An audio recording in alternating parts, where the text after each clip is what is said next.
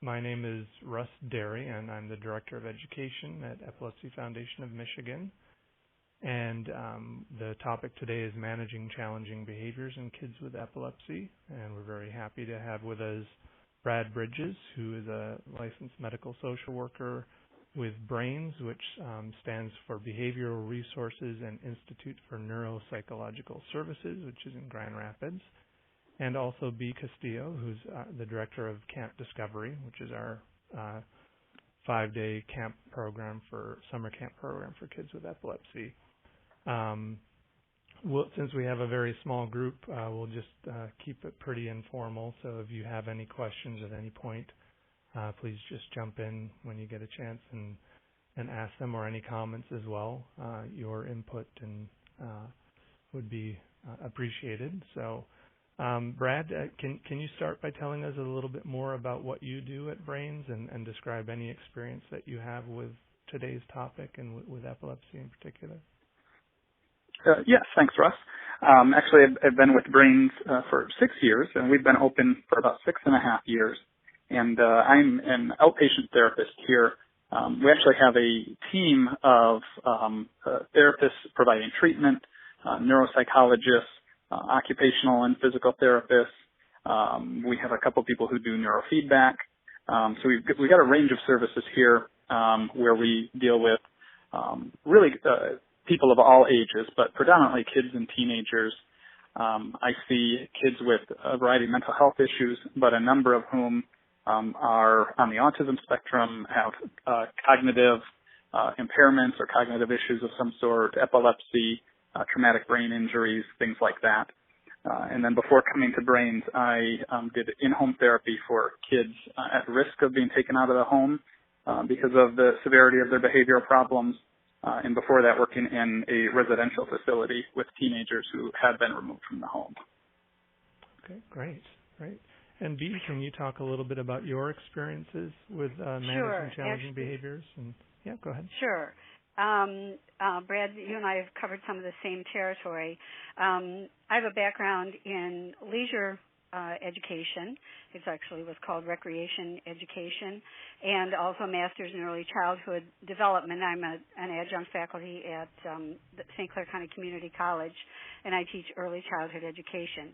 But I'm really much more of a down-to-earth practical kind of person. I've taught school K through 6.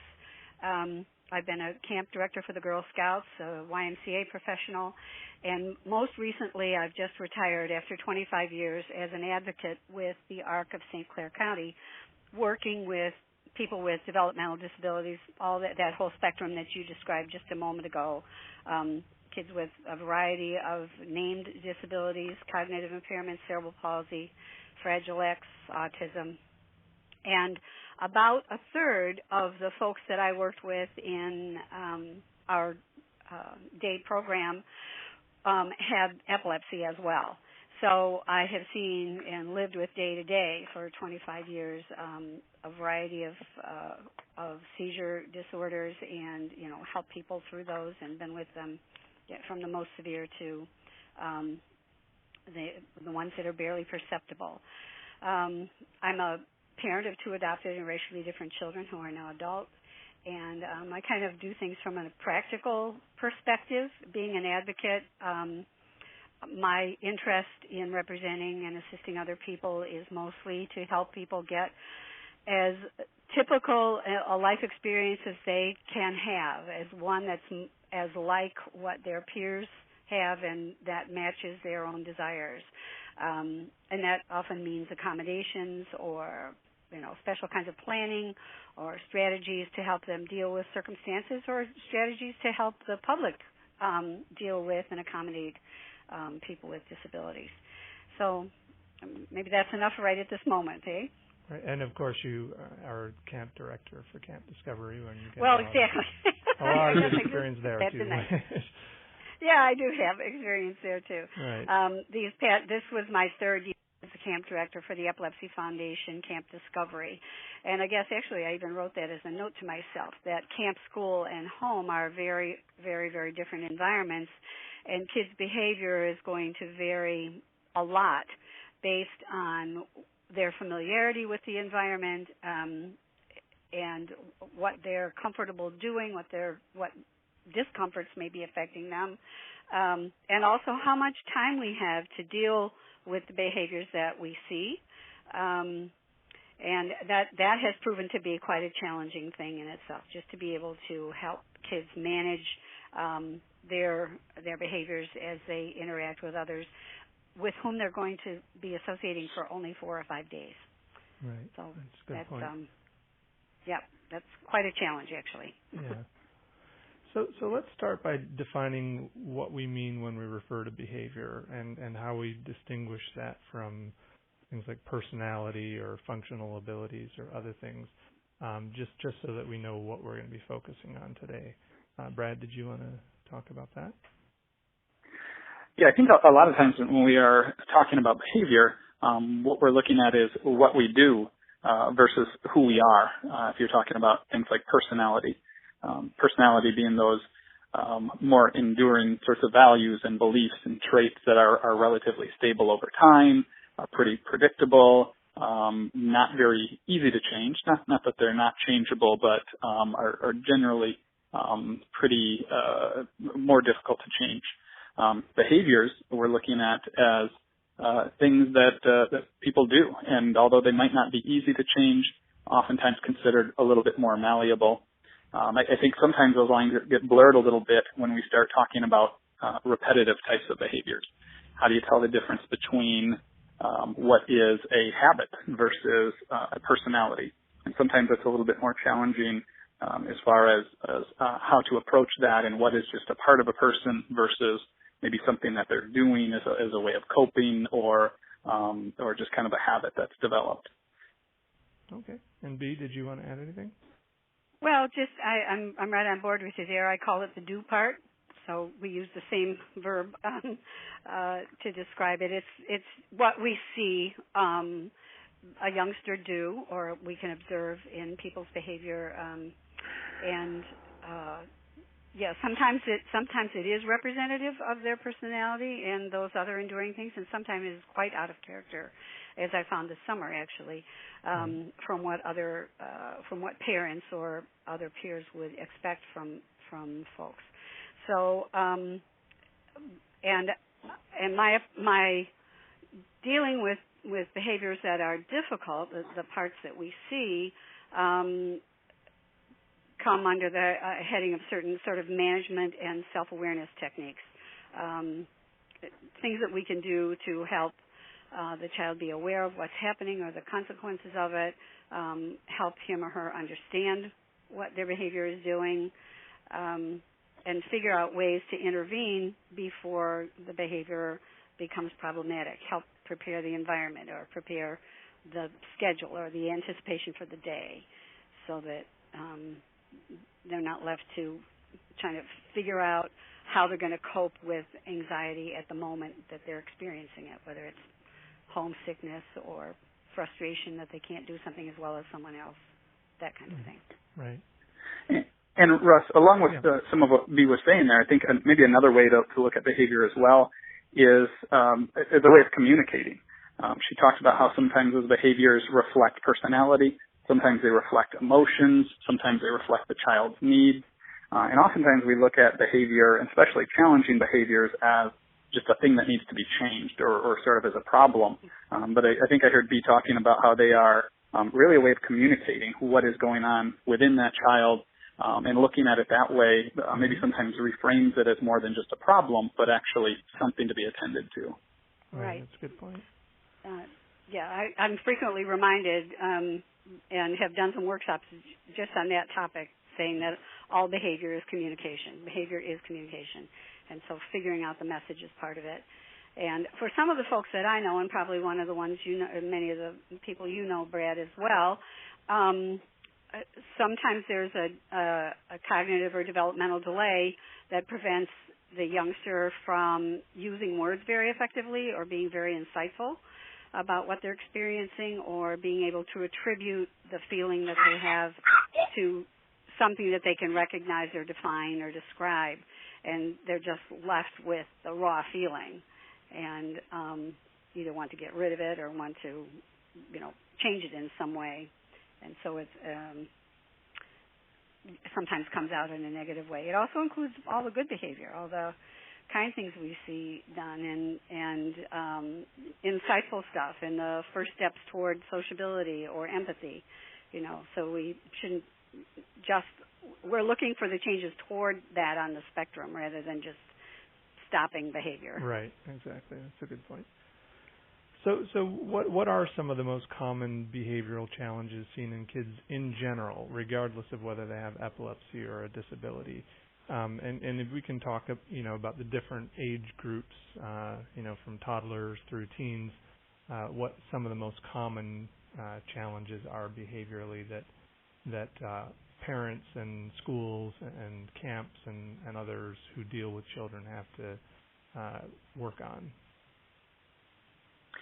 I think that, excuse me, as we are looking at some of the behavioral challenges, and actually, I might ask Bea to take this one first because I always had a cough in my throat here. So are you able to respond to that first? Yeah, I can. I'll get a picture. I do teach early childhood education, and I do have reason to be involved in early childhood settings, but frankly, what is most foremost on my mind are the ages of the kids that we have at camp, because that was just we've had kind of a dramatic summer, and the kinds of things that we saw there that were problematic, which I have to say in the context of the whole camping situation with 80 kids and 45 adults and a very active physical schedule, were on the whole were pretty small. I mean, the negative behaviors that were difficult to manage. Frequent issues include homesickness, and homesickness sometimes is masked by other behavior. You might see, a frustrated outburst or yelling or crying or kind of a selfishness that really is sort of in the place of the child's being uncomfortable away from family or home. And if you are able to spend the time with them, and we try to do that, we have enough staff to, provide them comfort and one-on-one listening time and maybe some empathetic peers who are pretty comfortable at camp. It usually comes out that the youngster is missing home or missing their pet, or it's just very unfamiliar for them. But other kinds of things are kids that are pretty unfamiliar with sharing. They don't live in communal settings. They may not have siblings or may not have many siblings. They may not be sharing belongings or space. So living together becomes quite a challenge. Attention getting is another one where youngsters will be excessively clingy and do inappropriate, hugging and following and sort of like the groupie thing.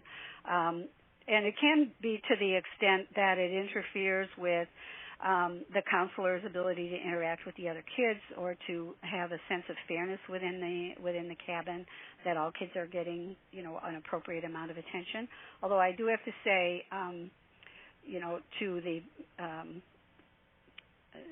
to the good of most of the other kids in the cabin, they're usually very sensitive to the youngsters who seem to have these higher needs, and will often step in and give them attention themselves, or get things for them, or spend time with them, etc. So I don't mean to say that it necessarily sets up a wall between them, but it can deprive other kids of the attention that the adults may be needing to give them. Mm-hmm. Jealousies occur. Pairing up or trios or cliques are sometimes problems. The kids, especially the younger kids, can find a best friend within 30 seconds, and then if they feel kind of possessive about that, youngster may try to prevent them from being friendly with others. So helping children to interact fairly with one another, to experience each other's fun and happy times in kind of an equal way is a big part of the counseling responsibility. Teasing occurs, taunting. We have had a situation that bordered on bullying this year that really was very distressful. But it was rare, and in the past, we really depended upon and did get the cooperation of the kids once we spoke with them about the situation and brought their attention to how their behavior was affecting other people. There was, corrections and amends made almost immediately, and things were repaired. This year, I really experienced some out-and-out defiance at direction, and that's a challenging piece that we could use some help on for this next year. Sometimes kids are competitive. Occasionally they'll be covetous and take things. There will be lying about themselves or about others, bragging, etc. Those are some of the more typical things, and I think all kids engage in all of those things. It's a little harder to explain to a child with a cognitive delay, for example, or somebody who lacks much social experience, how that affects the other kids, but it's probably not all that unusual. I'll stop there. Okay, great. Brad, did you have something to add? Yeah, well, thank you, Bea. What I wanted to say was that I think when we look at behavior challenges, and you talked about it across different age groups, really I think it looked at in the context of what are the expectations for that age group. And so as a 4-year-old or as a toddler, there are many things that we would expect. We expect the child to have a short attention span, to be impulsive, to be a bit self-centered and have a hard time with sharing, to maybe hit once in a while when they're mad, to do kind of some of these things that they might be a little frustrating, but you kind of laugh them off and deal with them and you move on. But if the same child is doing that at 15, then those things are a significant issue. Part of that is the child's bigger and stronger, and those sorts of things have bigger repercussions, but also just because the expectations have changed. And, as a toddler, as a 4-year-old, I think we look more at the ability to self-soothe. So the problems there is a child getting upset in ways that are so extreme and so the episodes are lasting so long that they can't soothe themselves, that it's becoming dangerous. At 15, 16, we expect those a lot more. And so a child who's still inattentive, impulsive, those sorts of things is going to be a problem. Sometimes when parents come in, I will hear them talk about, if we look at the older age range of teenagers, they might express concerns that their child is being manipulative. And so, for example, is trying to get something that he or she wants. They might use a strategy of go to dad. If dad doesn't say yes, then I'll go to mom. And the parents will come in very angry and say, well, I'm concerned that my child's being manipulative. And my concern there isn't so much that it's manipulation. It's a teenager trying to get what he wants. It's that the strategy is incredibly immature. We'd expect that of a young child to go to one parent, not think that they're going to communicate and go to the other one. And a 15-year-old is going to get caught, going to get in trouble. And so I think some of that has to do with the expectations there and understanding that, we want to have the skills, we want to have some of these things that are at the age level and not just kind of look at the behaviors on their own. Right. And usually developmentally, those things occur kind of, they co-occur. I mean, the development of language and awareness of, for example, you use the 2 to 4 year or the 4-year-old not being able to share yet. Well, we don't really expect 2s to do it. 4s, we begin to have them be aware that there are others around them that might want to use the same thing. You can suggest to a 4-year-old that he's able to wait a little bit and offer whatever it is that he doesn't want to share to the other youngster. They begin to have some sense of time, so you can use that tool, whether it's the duration of a timer or a television show or something, that it's your turn to play with whatever once this program is over or when the timer goes off or whatever. Kids can begin to use those tools to help them regulate and understand that their turn is going to come. They don't have to have it immediately. It will be satisfied. And that is the beginning of that sense that the world can come to them and they can manage it, but it doesn't always happen immediately. And they don't have to stomp their feet or spit or cry to make it happen. Right. So, I have a quick question. Go ahead. When we're talking about these things that we expect out of a child of a certain age, like the 2 or 4 or a teenager. How does that apply when we know that there's a cognitive delay? Like, say my son is 6 years old, multi-impaired. He is placed in the median range of about a 3-year-old. Do I expect him to act like a 6-year-old or like a 3-year-old?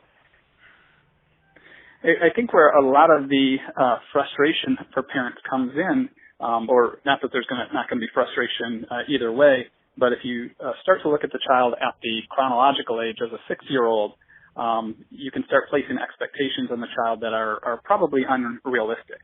Now, sometimes it's a bit of an overgeneralization, and that a child like that, even if you give kind of a vague descriptor of he's functioning at a 3-year-old level, there might be areas where you see, oh, well, this is clearly something where he can do at a much higher level than a 3-year-old. Right. And so that is really kind of understanding, and where I think the parent has the advantage, or one of the areas where a parent has an advantage over the professionals is knowing sort of that child and understanding what are his developmental levels in different areas, and really working to meet the child at those levels, and really looking at the goal of saying we're going to move forward, not necessarily try to catch him up to be a 6-year-old or whatever age he is at, but just to focus on moving forward as best we can. And I think that really eases the frustration for the child and for the parent if you're able to just meet at that, at wherever he is at that point. Yeah, I absolutely concur. That it's more likely to be a bit of a mixed bag there, and by observing what he does do, the language he does use, the ways in which he moves and meets his own needs will help you. If you use a developmental chart, you can kind of see where that behavior is typically found. But he may be able to compensate by other kinds of other skills that he does have.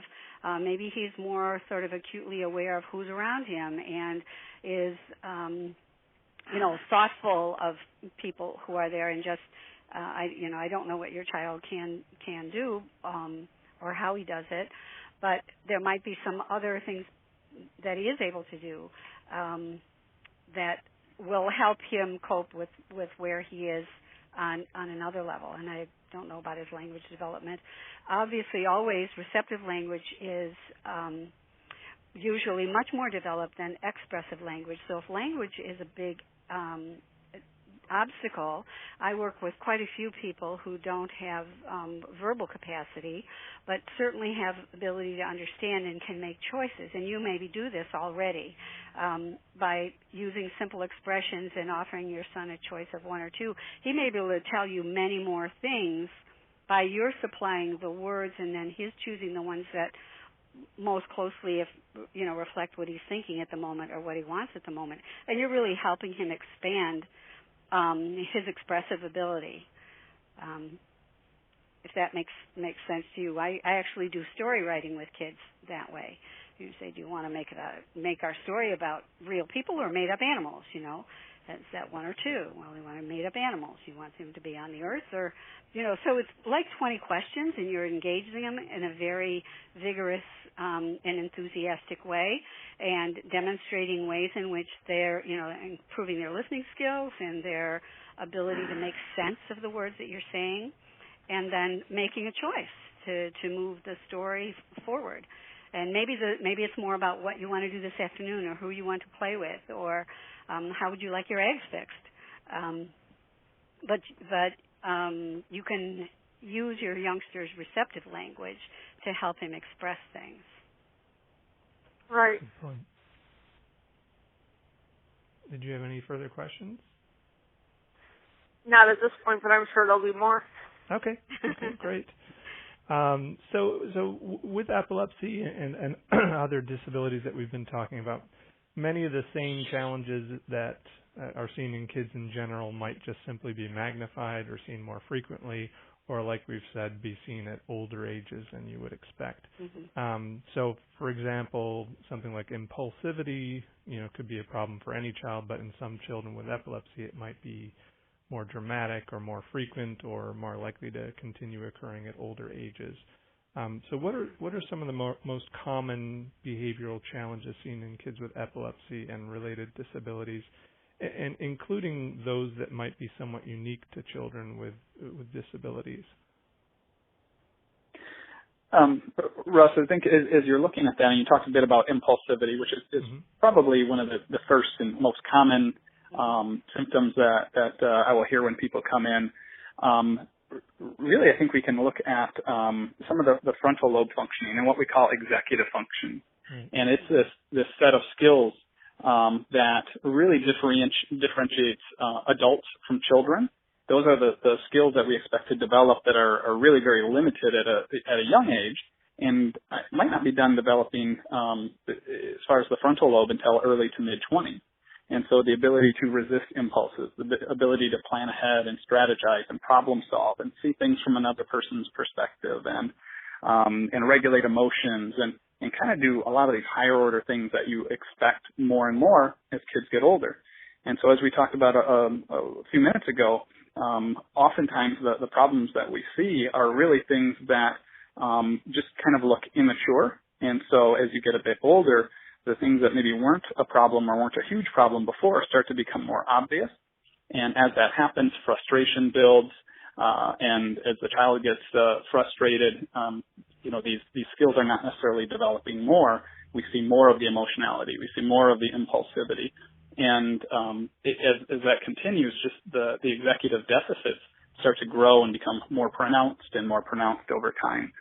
And I think one of the areas where this becomes an issue for epilepsy and cognitive impairments and other neurological issues is the frontal lobe is probably the most vulnerable part of the brain. And if you think about right there behind your forehead, it's really exposed in 3 different areas on the sides and on the top. If there are head injuries, it's very vulnerable. Because it's the last part of your brain to develop, it's very sensitive. If there are issues like epilepsy or injuries or even traumas, it is a part of the brain that can oftentimes be maybe the most affected. And sometimes those symptoms don't become obvious until the child is older. Because the brain is developing later in life, if there's an issue in the frontal lobe, you might not see it until adolescence.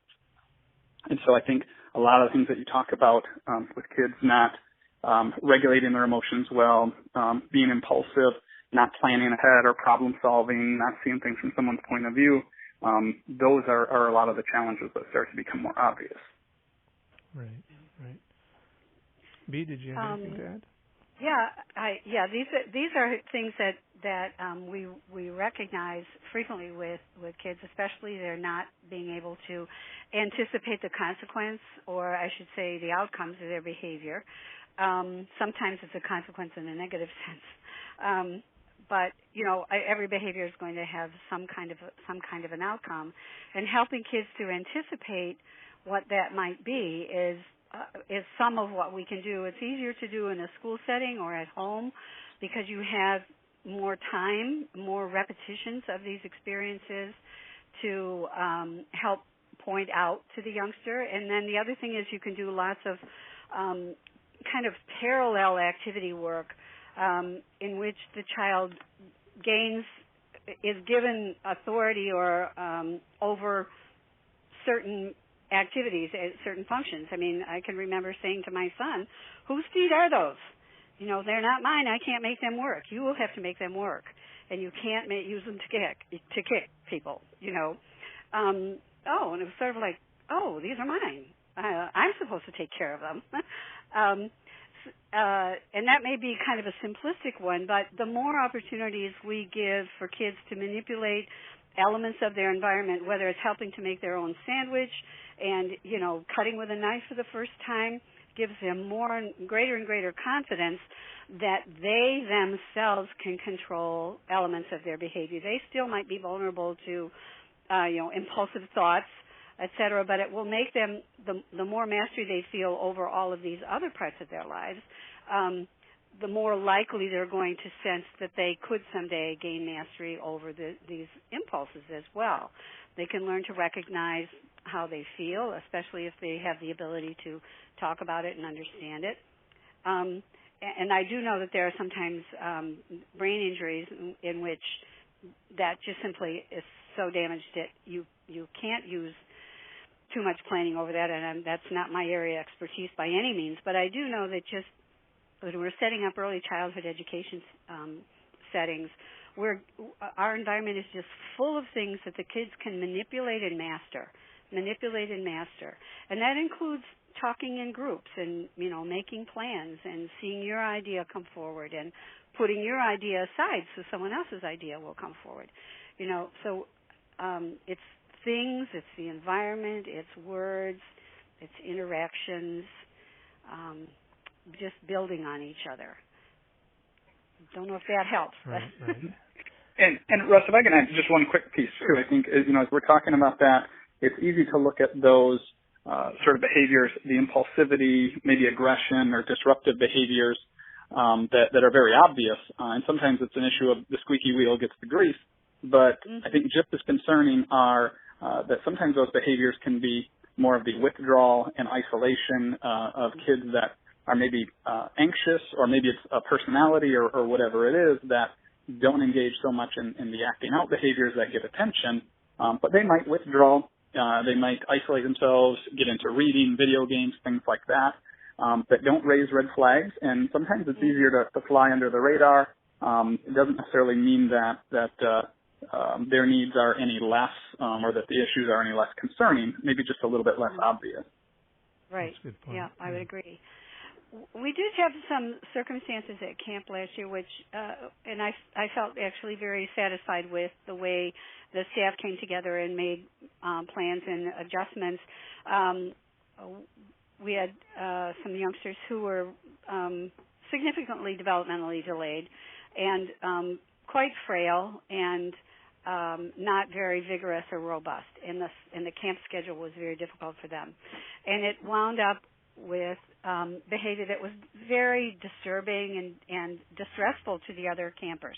A lot of crying, flailing, that kind of thing. So we just, first of all, we figured out, number one, I think we figured out accurately that they were exhausted. So we were reading that they wanted to be with their friends. They wanted to do the things the other kids could do, but they really couldn't. And so we worked out some transition activities that included their friends, but in a more calm atmosphere. We provided an alternative place for them to be with things that they enjoyed doing, and their friends were able to come and go from that. And it really turned out to be a significantly effective way to help these kids experience camp without having to be pulled away or, for us to address it in there was no reason for us to address it in any negative way, and we didn't. But we were able to alter the use of time and space and materials and the presence of people so that it was much more comfortable for those two kids. And even their friends were very sympathetic and empathetic about their circumstance. Oh, she's really tired, I can tell by, you would hear these expressions. It was very thoughtful. So, doing things to control the environment and the materials that are around and to reduce the stimulus or the whatever is the aggravation really did help us in this situation. Right, and that comes back to also the behavior is communication, and that was a way of saying, we're exhausted and this is too much for us right now. So yeah, that's a good example. Literally wound up with two happy campers there. So yeah, great. So, sorry, did someone have something to say? Oh, okay. Before we discuss how to manage these behaviors, let's talk a little bit about some of the possible causes, because sometimes knowing the cause can help you to develop a management strategy or even eliminate the behavior entirely. So we've talked a little bit about this already, that sometimes the common cause or the cause for the behavior may be the underlying brain condition or injury that's responsible for epilepsy. So again, using the impulsivity example, a child may have a lesion or other injury to the frontal lobe, which is then responsible for regulating impulsivity. And as long as that injury is present, that's going to be a challenge. Sometimes that can be direct, in that with the impulsivity example, that lesion is directly causing impulsivity, whereas, or it could be indirect in that, if, for instance, there was a problem in the temporal lobe and memory was a problem, and that caused frustration, which then could lead to acting out. So, that underlying brain injury or brain condition can sometimes be the primary cause.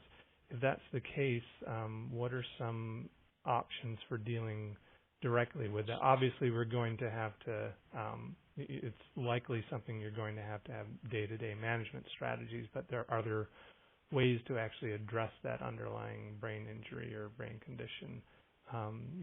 For example, epilepsy surgery or medications or neurofeedback. Brad, can you talk a little bit about that?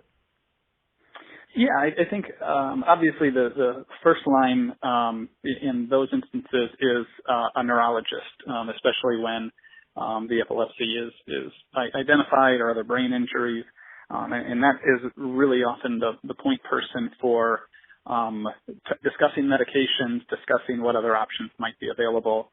I think another part that is really important, though, is a more thorough assessment. The neurologist might do MRIs and imaging sorts of studies like that can give you kind of an idea of physically what's going on. But really what we wind up concerned about are the functional abilities. And so I think working with a neuropsychologist who can perform a thorough assessment is really useful. There are a couple of reasons for that. One of them is getting baseline data so that as you go forward and you're doing treatments and interventions, you really want to have a point of comparison for, are we making headway? Where is the child years down the road versus at the start of treatment? Being able to identify the strengths and weaknesses from a cognitive perspective a little bit more accurately. Sometimes frustration and emotional issues and these other things get in the way, and you might not see the child at his or her greatest potential just because of the environment and what's going on.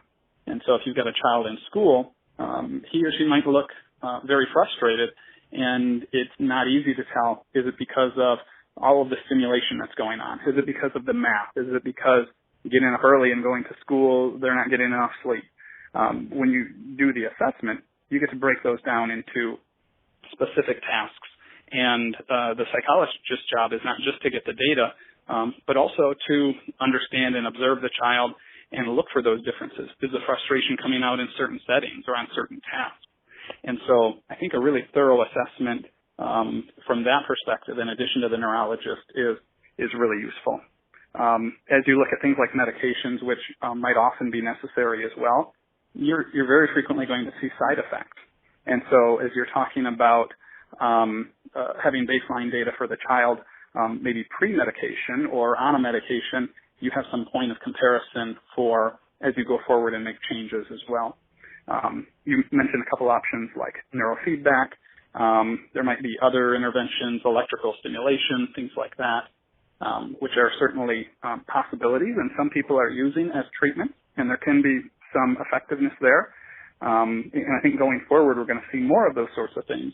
But really, the research is pretty limited right now. Right.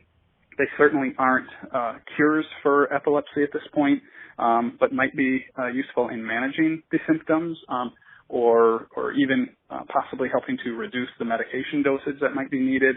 The other problem with them is because of the limited research, they wind up being quite expensive and often self-pay options as well. But I think as we go forward, we're going to be looking at more of those sorts of interventions that might have some fewer side effects than medications that are out there right now. Right. And when you talk about neuropsychological assessment, how often is it that you can get a neuropsychologist who will be able to do to assess the child's performance and behavior and cognitive function in a variety of settings? Because it seems, we mentioned that very early on in the call that the setting that the child is in, it makes a huge difference as to how they act. So is that something that there are neuropsychologists out there that will do that will observe them in their home setting, in the school setting, and in other settings as well? Yeah, I think most likely what would typically happen is the neuropsychologist working in an office setting. Now, with some of those symptoms that are affecting the child, what will often happen is the family might get that type of full assessment in an office setting. Some of those are going to be things that a school won't be able to do anyway. It'll be beyond sort of the scope of what the school psychologist. And so what they will do is a school psychologist might come in and supplement with some of the more academic things and sort of collaborate and bring that information together and compare, is there a difference in the behaviors that we're seeing from one setting to another? The other thing that might happen is with neuropsychological evals, sometimes what will happen is multiple people will be brought in. And so you can still have a few settings in one facility. So as an example, at our facility here at Brains, we have physical and occupational therapists. And so when one of the psychologists is working with the child, they might take an hour or more out of that assessment and have the child go to a gym to be with the physical therapist or the OT and see how they are actually behaving when there's some stimulation and being able to incorporate some of these different things. And so there is a little bit of flexibility there.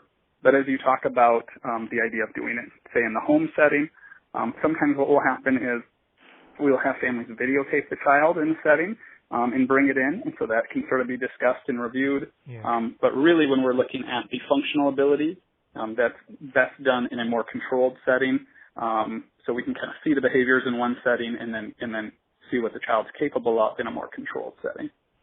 Okay, great. And B, did you have anything to add? Not really. I don't have nearly as much experience in those areas. I usually, once a youngster gets to be anywhere in a service that I might provide at camp or whether it's in school or whatever, the diagnostics have been done. They're on a medication already and maybe on a behavioral plan, et cetera. Yeah. And we try to either to have input that would influence that plan so that the youngster can be as effective a learner if it's in school, for example, as they can be, or to help them adjust to the camp environment, et cetera. So I usually get them, with feet on the ground and figure out what I'm in the do part myself at that point. What are we going to do?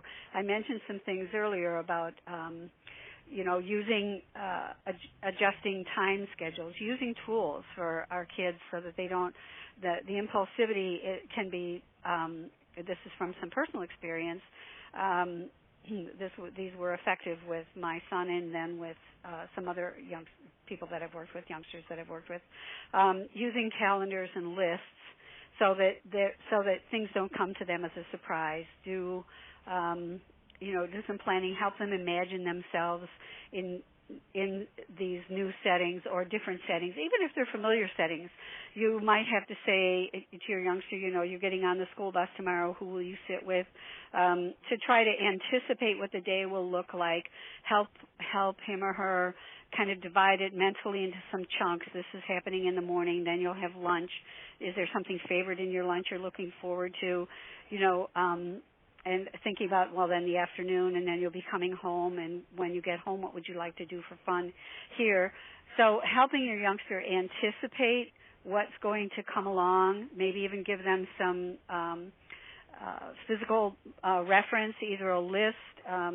In more extreme cases, like if you're working with kids with rather severe autism, they use visual calendars with, Velcro or magnets or something so that they can move those things around. If there's going to be a change in the schedule, usually the people in their environment are very familiar with the fact that change might be upsetting or difficult because this youngster has now planned. He's got a picture of himself, sitting in this classroom or being with these friends, and now this isn't going to happen. Now he has to make a new mental picture of where he's going to go. And if we can help them to do that, it seems that the transition isn't quite so difficult, and they're more satisfied with the fact that, I gave that up and I was able to accept this new arrangement, and look at me, I'm doing pretty well. So using tools that actually build independence, you can look at your schedule and figure out what's going to happen next, and you may have to help them verbally do that initially, but those are among the things that we find effective, and we use them at camp, we use them at school, they're good management tools in households where there are lots of people moving around anyway. Right. Calendars and lists. Yeah. And Russ, I think Dee mentioned something really important there, which is also that part of a thorough assessment is going to include questionnaires. Oftentimes when a parent comes in, they're going to receive maybe a lot of questionnaires about different things, the impulsivity, behaviors that they see, and those will often be sent to teachers and the school and other professionals that work with the child as well. And I think that helps to get some of the information that you talked about from those other settings as well without necessarily being there to observe it. Right. Okay. So another possible cause or contributor may be medication side effects. A lot of kids with epilepsy may be on multiple medications, and certainly things like aggression or irritability can be side effects that you might run across. How do parents identify when a behavior is related to a side effect, and then secondly, if it is, and if the medication is working well in terms of seizure control, how do you then balance the benefits of seizure control with the negative impact of the side effects? Well, that's probably sort of the million-dollar question, Right. where I don't envy psychiatrists either. As we look at a lot of those anticonvulsants and psychotropic medications that are used to manage the behaviors, there are typically side effects, sometimes quite severe, and the hope is to have them be as minimal as possible. The other thing that becomes an issue is as you use some of these anticonvulsant medications, they can counteract with other medications that might be used to help to try to manage mood and behaviors. And so if you do have a child that is experiencing both of these to the point of even medicating for the behavioral or the emotional issues, sometimes increasing that medication decreases the seizure threshold or the effectiveness of the medication to treat the seizures. And as you increase that, it sort of decreases the effectiveness of the other medication. And it becomes sort of a catch-22 there. And so, as you are looking at how to weigh the pluses and minuses, I think a couple things are really important. First of all, if it's getting to that point, I think often working with a therapist or mental health professional where you actually have a place to kind of go and take a break and sit and talk with somebody who is not seeing the child every day, is not in the middle of it every day, and kind of helps you reflect back on what are we seeing? How are things? As we look back at where we had started, are things getting better and worse? To have specific goals. That can be helpful. Continuing to communicate with teachers and other individuals and getting feedback from them about what are they seeing? Are we headed in the right direction or not? But you had also asked a little bit about how to identify are the things that we see in a result of side effects from the medications or something else. And again, that's challenging. I've seen a number of kids that sometimes have started medications at 5 years old and have been on them for 10 years. And at age 15, we're sitting there wondering, is this a medication issue or something else? And so I think if before you start the medications, if possible, tracking, keeping journals, doing things like that sort of give you some sort of perspective of where you began is really important. A lot of parents, and this is a good idea, will track seizure activity of how frequently they are happening. But I think doing that tracking for the behaviors that you are seeing can be very important as well. And when I say that, I usually recommend doing that in three ways. Looking at the frequency of the behaviors that are occurring, the intensity of them, and the duration. Because sometimes when these behavioral challenges get really intense, if they're happening 50 times in a day, and all of a sudden the child is improving down to 45 times in a day, you're not really going to notice that progress. Mm-hmm. Or if the child's having some sort of tantrum or episode that's lasting for an hour and it goes down to 55 minutes, you're not going to notice that. But if you can measure progress in those three different areas and you can actually track them in some sort of more objective way, then you're not just basing the progress on your own mood and how frustrated you are that day. You actually have some sort of data that you can look at on the calendar and say, you know what, we're actually trending in the right direction. Right. So another issue is that epilepsy can often be associated with psychological conditions, and we've again referenced this a little bit already, but such as mood disorders or anxiety disorders, which can in turn lead to challenging behaviors. So what are some of the signs that a behavioral problem is really a symptom of depression or anxiety or another condition that requires a mental health professional? And then if you can talk a little bit about some of the different professionals who can deal with depression and anxiety and the resulting behavior problems. Yeah, as we're talking about that, how do you know what is depression, what is anxiety, what's a mental health issue versus just being stressed or being frustrated or some of the typical everyday sorts of things? I think there are probably a couple things to look for. One of them that I look for is there a sense of helplessness or feeling out of control with life? Even for kids who are depressed, you can actually see times that maybe their mood is not all that bad. They might have a day or a couple days or short periods of time that look pretty good. And that's common. And usually what happens then is it means that everything's just sort of going okay that day or that weekend or whatever it is. Even a child who's depressed, if it's his birthday and he gets all of the presents he wanted and he got cake and his friends came over, then, even a depressed child might feel pretty good that day.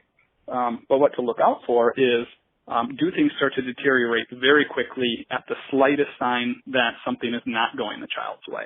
And I think that can be a sign that there's maybe something a little bit more severe. The other things that I look at with that is it a child who, if things get better, can he or she recognize, what's going better? Why am I feeling better today? Realistically, what might be things that would send me back to feeling that way again? Can I anticipate obstacles? And if I do see these obstacles, what would I do? And so depending on the age, I think a lot of children would be able to kind of reflect on those things and at least have a sense of some sort of control in their life.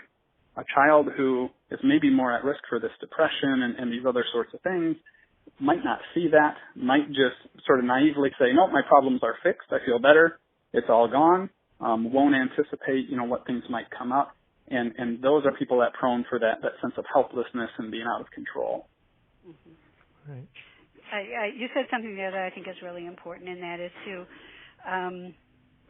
engage the child. I mean, increasingly as the kids get older, in specifics and knowledge about their own condition, be able to talk sensibly about it, to be able to advocate on their own, especially kids who do have epilepsy need to be able to tell folks in their environment what it is they need and to, calm, to act as an authority about how folks, what he or she needs from them, and also what isn't going to happen, why they need not be afraid. And so I think the more mastery that youngster has over with knowledge of his or her own condition, including some say-so about certain medications, engaging them in descriptions of how those medications make them feel, what the pros and cons are, helping them describe them. And that is a progressive set of skills, because we're not all aware of, what's making us feel angry or cranky when we're 5 or 7. But as we get more attuned to paying attention, we get better at describing them, and kids can become effective observers for themselves, and to be engaged in a meaningful way in their care and not having it just happen to them. I think that sense of being a victim is something we want to try to minimize. That it has indeed happened to them. Epilepsy has happened to them. But the more they're able to know about it and manage it and make choices about it, the more in control they feel and less a victim of that circumstance. And I think it's one of the very interesting things to hear when you're at Camp Discovery, because the kids have these Ask the Doctor sessions, and many of them are very, very sophisticated about their medications, how long they've been taking them, how things were changed, what feelings they had, they can describe their auras, they can describe how they feel when they come out of it. They can be very particular about explaining the sense of anticipation if they know that the seizure is coming. They often will be very descriptive about how they feel socially, isolated or, vulnerable when their seizures happen, self-conscious about what other people see. They're very open at camp anyway about these things, and they're extremely knowledgeable about their own epilepsy, and I think that's a very empowering thing. Right. Now, in terms of seeking if you get to a point where where the parent thinks the child needs to see a mental health professional, or whether they would fall under mental health or something else, but there are so many different professionals to choose from who can help with behavioral problems and with mental health issues as well. How do you determine who to see, and then which types of techniques or approaches you use? I mean, there's psychiatrists, psychologists, behavioral therapists, social workers, occupational therapists, and then all of the different approaches that might be used, cognitive behavioral therapy or mindfulness or relaxation techniques. As a parent, how do you make those decisions, or are there people who can help guide you as to what the most appropriate treatment would be for a child when they need some kind of professional intervention? I do think that there are probably some places to start. First off, if it's a family that is not seeing a neurologist already regarding the management, and maybe even in instances where they are, starting with a family doctor is a great place to begin. In some especially more straightforward cases and things like ADHD, some pediatricians will assist with medication of those. But oftentimes, when it starts to get beyond that, they can recommend child psychiatrists who can really be useful as far as managing medications. The psychiatrists are not typically going to take a lot of time to be doing talk therapy, meeting regularly, or things like that. They're really focused on the medication piece. But hopefully a good psychiatrist at the beginning is going to take a good hour and a half to find out about the child and understand the child's needs, and won't take that much time on the later meetings, but will hopefully know the child well enough to help in managing medications and getting input from other professionals. As far as other pieces of managing that, typically starting out with either a psychologist, if there hasn't been an assessment already, like we talked about, to get some of the baseline data. That's often a great place to start because the psychologist can give a thorough understanding of what's going on with the child, where some of the strengths and weaknesses are. They will they'll make recommendations for home, school, and other sorts of things, and develop kind of a basic treatment approach for how are you going to help this child. If that has been done, or if you're looking at, sometimes it can be quite a wait to get in for an assessment like that, starting with a therapist. And this can be a psychologist. More often these days, it's probably master's level psychologists or social workers who are doing the therapy, where you can get in and develop a treatment plan of specific goals and objectives, and somebody who can get the information from school and neurologists and what's going on, and begin working on more practical sorts of solutions. When you look at the interventions, the therapies, you mentioned cognitive behavioral therapy and things like that. For this sort of thing, when you're talking about children with neurological issues that are going on, a lot of people will use a cognitive behavioral approach.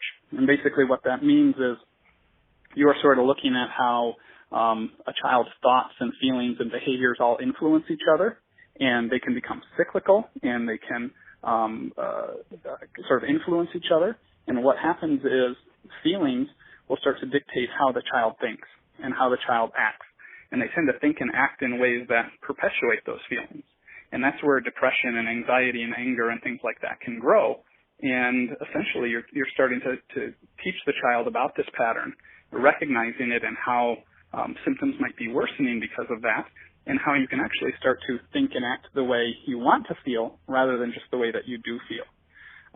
there do become some other strategies, especially as the child gets older, that can be useful. And so, for example, something like interpersonal therapy really focuses on relationships and understanding that some of the depression and things like that result from fractures in relationships. And kids with neurological issues can suffer socially, and some of these skill deficits might contribute to that. And so it's really more of a skill approach also that can be useful. For younger kids, things like some play therapy and less directive sorts of therapy can be useful. But I think starting with a pediatrician is often a great place. And if you can begin with a psychological or neuropsych eval, can be a great place to start as well. Great. Anything to add, Bea? No, once again, that's not an area that I'm familiar with, I mean, professionally. But I want to emphasize some general things about all kids, I think, and I hope I'm not being too broad, but most kids want to be able to do and enjoy what their peers do and enjoy. They want to be able to be typical. We hear that all the time at Camp Discovery. You want to be like other kids, where I don't feel like I'm a freak or I'm out. They want to feel confident that they can manage their current circumstances. They can make things, they can do things, they can work things out to their own satisfaction. Kids want to have friends and a sense of belonging, whether it's a few or a good-sized crowd. Most kids want to feel connected to some special people, and they want to feel accepted and appreciated. And the effect of working with peers who give them that sense of connectedness, being with other peers who can help them gain a skill in which they can gain competence and confidence, is a very, it often is a reciprocal thing.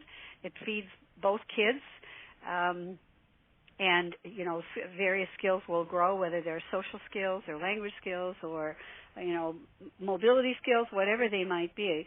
And I think helping kids get satisfaction from each of those achievements is a really big part of their sense of wholeness and well-being. And even kids who are struggling with other circumstances, and it might take some looking. I know this was certainly true when I was working with adults with developmental disabilities. You had to really sometimes search for what that talent was, what that one thing that would give them satisfaction, what brought that youngster delight and made him curious and eager to go forward, because that can be such an impetus for the next step. It's the reason to move to the next step sometimes, especially if other things are pretty dour. I mean, sometimes a diagnosis like epilepsy can really be devastating, and the family is coping so hard with dealing with the medical needs that the other parts of that youngster's well-being fall to the shadows just because so much emphasis and time are being placed on the other. So, trying to help that youngster be more, the word typical is the one that we use most often, more like everybody else. That doesn't mean the same as, and that doesn't mean not have distinctive characteristics, either, quirky personalities or unusual interests, but enough like other people so that they feel that they can set a goal and accomplish it, move toward it, or at least sense the movement toward it, whether it's an improvement in a skill or their ability to communicate to somebody or to feel belonging. I don't want to overwork that, but and the effects of peers being around them, the opportunity to try and even to fail and not do well. You have to kind of weigh what the consequence is going to be. Sometimes kids are going to make a mistake, but that sense of being trusted to use the skills that they have to try to make something work, and then to accept the consequence of maybe not having done it as well as they wanted, or maybe not making it work at all. Can you reset and move towards something else? Those are just very empowering opportunities for kids. Yeah, I totally agree with allowing your kids to fail, which, is something we, as a parent, early on, as a first-time parent, you're very protective and you want your kids to, you want to help your kids out, and we learned that, as we went along, we learned definitely the value of allowing them to try and make mistakes and learn from that, because it makes them generally more curious and more willing to challenge themselves. So exactly. You also kind of touched on some issues related to positive psychology, which is a kind of a subfield of psychology that really focuses on on helping people to improve quality of life and really live their best life, and focuses on things like finding meaning in life and resiliency and things like that. Brad, do you use any techniques or any theories from positive psychology to help with behavior challenges? Well, I'll tell you probably the one that I have had some success with, and I'm not familiar sure if you're familiar with what's called acceptance and commitment therapy, which is kind of along those lines. And the way it differs from cognitive behavioral therapy, which is kind of focusing on identifying these negative patterns or ineffective patterns and making changes to them.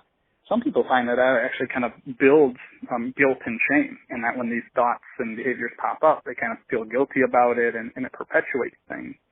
And so an alternative strategy for people who don't respond to that is basically to focus more on noticing and being aware of the thoughts that you have and the things that are occurring, and not so much punishing yourself for them. But the idea being that sometimes just the awareness what is happening and what is the meaning behind it, it actually starts to allow the person to kind of make their own changes and saying, I'm not making these changes for anyone else, but I'm going to look at what's important to me and who do I want to be. And I have had, that is something that I've used with some teenagers who really have, by all accounts, other people would look at and say, this is a successful child and a very sweet child, and yet they continue to beat themselves up over the smallest things again and again, and they almost kind of find things and reasons to be upset. And so, I think it's a way of just looking at, life is difficult, there are challenges, and moving toward acceptance of the way things are, rather than always trying to focus on changing things. Right. Interesting. Okay. One of the last causes that I wanted to talk about is that, as anyone who's ever watched Super Nanny or Nanny 911 knows, that many of the behavior problems can be traced back to parenting, either like a lack of structure, a lack of consistency, a lack of consequences, a lack of follow-through. You have over-parenting or the hover parents. You have under-parenting. So as a parent myself, I'm always questioning whether I'm handling a situation correctly. I'm always second-guessing myself. How can parents objectively assess their own parenting and make improvements to promote improved behaviors? Well, Russ, I think any parent that is asking that question is usually on the right track. What's often most concerning is when we see parents who are either very defensive or focused on placing blame for the child's behaviors. That's when it becomes more of a destructive path. Because honestly, there are countless ways of raising a healthy child, and people can do it in very different ways and still wind up with wonderful children who grow into wonderful adults. And I think one of the ways I look at it is just kind of focusing on a few basic areas. Are you meeting the child's basic needs? Is the child safe? Is there basic structure and consistency and predictability, and are their basic needs met? Are the child's emotional needs met? Is the parent being validating and loving and empathic and caring and recognizing the child's needs? And are they preparing the child for the future? Are you looking long term? And so again, if you are the helicopter parent or over-parenting, you might be doing the first two things really well, but if you're not allowing the child to have those their own failures, like you had talked about, and learn from their own experiences and have those opportunities to grow, then that becomes an issue too. And so I think stepping back and looking at those areas, that oftentimes when we do see children with behavior issues, it might be that parents, through a variety of reasons, might not be fully meeting the child's needs in one of those few areas. Right. Yeah, I have a little poster on my wall that says, "What we all need is a good listening to," and I think that's often very true. That being respectful of our children as people and giving them our genuine attention and ear, and you may not be able to do it all the time. I think but when you do arrange time to be with your children or to provide them what they need to be fully attentive to them and to be responsive to them, I think that's among the most important things that we can do in terms of awareness as parents. Mm-hmm. I think that parents of children with disabilities, and maybe parents of kids with epilepsy in particular, in this case, also have kind of a harder road to walk, because their concerns for their children's health and well-being are so great, and often the questions are so mysterious.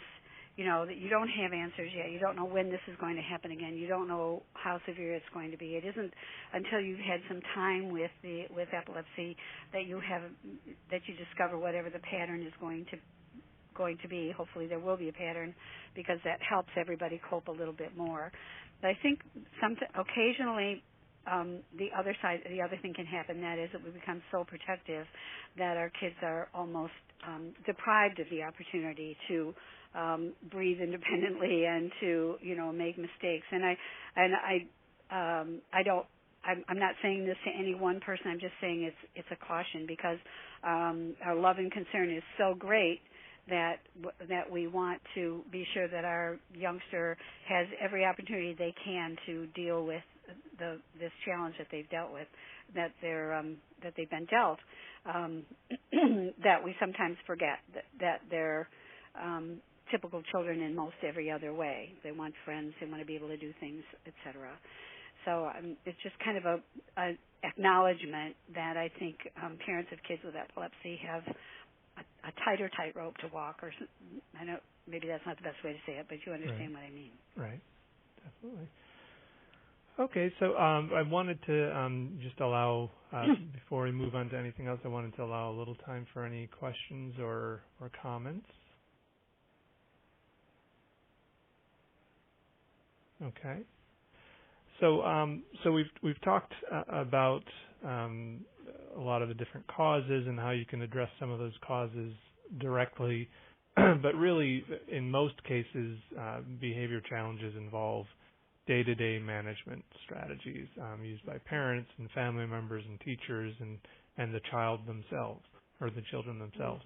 Mm-hmm. So I just wanted to ask both you, Brad and Bea, to share some specific examples of behavior problems that you've encountered in children with epilepsy or related disabilities, and how you've successfully managed them, just as an example of some different ways that you can approach behavior problems and succeed.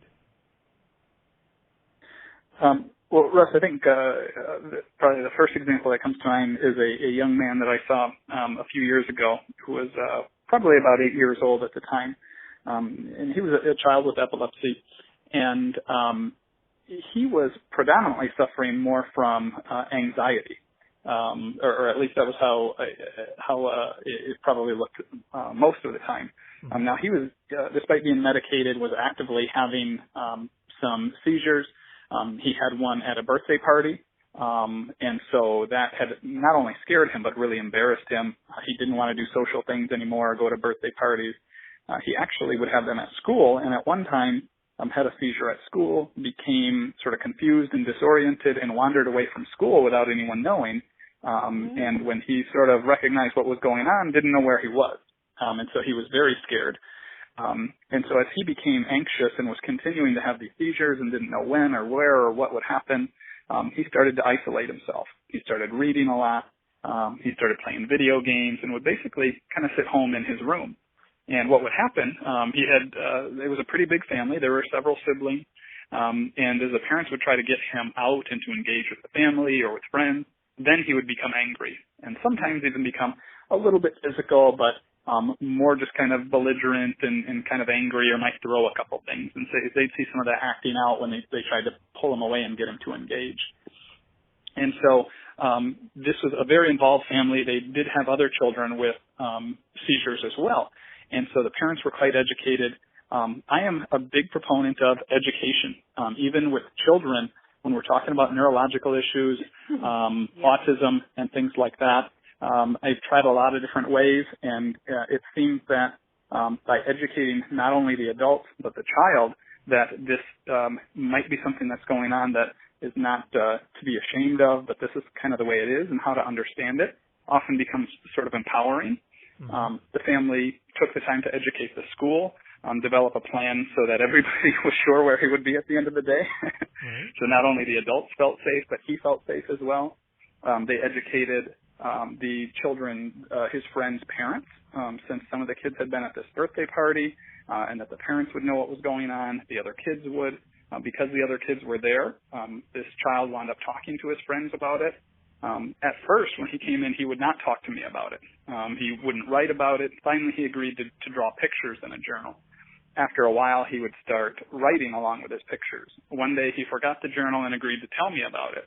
And pretty soon, after talking to me, the other kids, the adults, it had sort of normalized it and removed some of the stigma and embarrassment. His anxiety started to come down, and he finally agreed, sort of like Bea talked about, wanting to be around his friends, but really just being anxious and scared. He agreed to try playing soccer and doing some activities and going to birthday parties. And as he got back into those, a couple times he did have seizures, but they didn't become a big deal. People reassured him, and some of his fears then were not realized. And last I saw him, he was actually doing quite well. The seizures were less frequent, still happened occasionally, but really the anxiety and some of the anger that we saw had really, really diminished. Great. Bea, did you have my experiences are more situational, and actually I think I probably described the most effective ones where we, paid attention to what was happening with the youngsters. And of course, we're looking for a pretty quick fix at camp because we want that youngster or those youngsters to be able to adjust and have a good time at camp. We want them not to affect the kind of experience that other kids are having. So I think the fact that, for example, the situation of setting up kind of an alternative program and engaging the peers as part of it for these girls was one good way of adapting that. Another one that just has always worked for me was with my own son and with adults with developmental disabilities and other people is just using written cues, written notes, schedules, calendars, so that they have within their own pockets or at hand the answer to their next question about what's going to happen next, because not knowing what happens next would cause high anxiety and maybe a meltdown or a behavior that would be unacceptable or a resistance to participating because they didn't know about it. That really, at camp, that holds up the whole activity. If one youngster is staging a sit-down or wants to run off, the other 7 or 8 kids are having to wait on them. So you want to get over those humps very quickly, and part of it is being able to anticipate what might be a hump for that youngster and what you can put in place beforehand, maybe a special person to be with or a partner or, as I said, this tool, just having a note of knowing what's next. Takes the anxiety out away from trying to figure out being able to place yourself in the next place, the next location, what you're doing, who you're communicating with, and what materials you're handling, etc.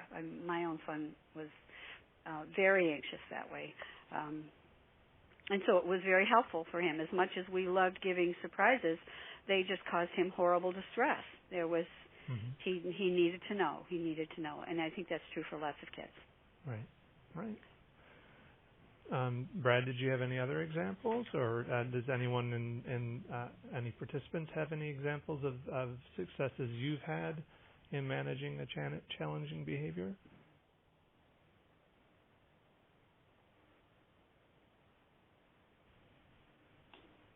Okay.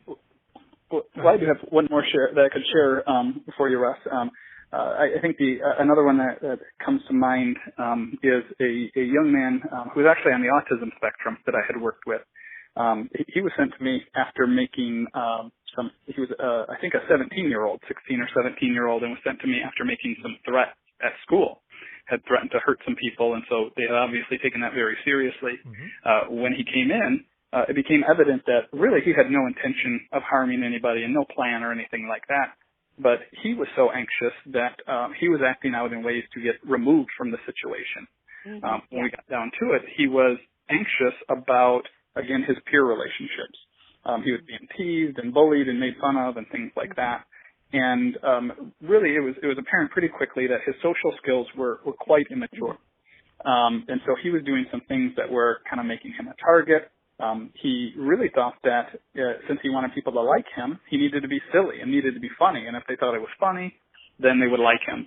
But he might be using knock-knock jokes or things that were really quite immature, talking in silly, immature voices. And so it was leading other kids to tease him. And so, again, when I talked about education, that was what we talked about, how, again, autism is a different way of thinking. And by understanding that, and how other people might perceive his jokes and being silly all the time, even when they expected him to be serious, they might be taking it differently than he intended it.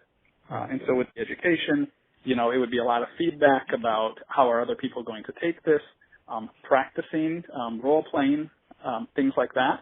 And as it got better, the anger went away, the anxiety started to decrease, and as of now, he's graduated and is going on to college and has some friends and is doing quite well. Great. All right. Well, I wanted to see if anyone else has any questions on the call. Otherwise, I think we can wrap up because we're getting close to our end time. Did anyone else have any questions or comments or successes that you wanted to share? I have a quick question. Yeah. It kind of goes back to that cognitive versus, there are post-seizure activities that we see in my son, aggression and odd behaviors, like he'll walk into the kitchen, open up all the drawers and leave him that way and act like he has no clue what's going on. Mind you, he's still young, very low verbal, and there are different schools of thought on how to handle this. Some want to punish, my school of thought is I have him go back and fix what he broke.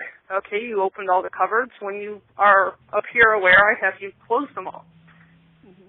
We work together at it. We do it. We get it done. But I make him responsible to help clean up what he does.